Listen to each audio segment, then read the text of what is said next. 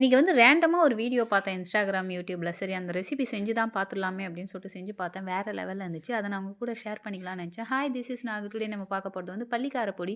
First அதுக்கு ஒரு pan வச்சுட்டு அது சூடு ஏறுனதுமே வந்து பார்த்தீங்கன்னா, வேர்க்கடலைய நல்லா வறுத்து எடுத்துக்கிறேன். அதுக்கப்புறம் 1 ஸ்பூன் ஆயில் விட்டுட்டு கடலைப்பருப்பு, உளுத்தம் பருப்பு, பூண்டு, புளி, கருவேப்பிலை எல்லாத்தையும் நல்லா பொன்னிறமா வறுத்துக்கிறேன். வறுத்தது கூடவே வேர்க்கடலைய மிக்ஸ் பண்ணிட்டு, அதுக்கப்புறம் வந்து பார்த்தீங்கன்னா, தனி மிளகாய் தூள் தான் சேர்த்துக்கிறேன். இல்ல தனியா தூள்லாம் சேர்க்காத இருக்கிற மிளகாய் தூள் சேர்த்துருக்கேன். அது 1 ஸ்பூன் அளவுக்கு சேர்த்துருக்கேன். அதில பெருங்காயத்தூள், உப்பு எல்லாத்தையும் வந்து பார்த்திங்கன்னா சேர்த்துட்டு நல்லா கலந்து கொடுத்துட்டு அந்த மிளகாய் தூள் ஸ்மெல் இருக்கும் இல்லையா அது போகிற வரைக்கும் நல்லா வறுத்துட்டு ரொம்பலாம் ஆயில் விட வேணாம் ஏன்னா நம்ம வந்து இது அரைச்சி ஸ்டோர் பண்ணி வச்சுக்க போகிறோம் அதனால் நிறையெல்லாம் ஆயில் விடாமல் 1 ஸ்பூன் விட்டால் போதும் நல்லா வந்து ட்ரையாக நல்லா வறுத்துறேன் வறுத்துட்டு சூடு ஆறுனதுக்கப்புறம் மிக்சியில் போட்டு வந்து பார்த்திங்கன்னா நல்லா அடித்து எடுத்துக்கிறேன் கொஞ்சம் கொரகொரப்பாகவே நல்லாயிருக்கும் அதுக்கப்புறம் வந்து பார்த்திங்கன்னா நீங்கள் இட்லிக்கு தொட்டுக்கிட்டாலும் சரி தோசைக்கு தொட்டுக்கிட்டாலும் சரி இடியாப்பத்துக்கு தொட்டுக்கிட்டாலும் சரி நான் வந்து பார்த்திங்கன்னா இடியாப்பம் இருந்துச்சு சரின்னு ட்ரை பண்ணி பார்த்தேன் ஒரு டவுட்டோடு தான் செஞ்சேன் ஆனால் சூப்பராக இருந்துச்சுங்க இதுக்கு எண்ணெய் விட்டு தான் டேஸ்ட் பண்ணணும் இல்லை அப்படியே கூட சாப்பிட்லாம் ட்ரை பண்ணி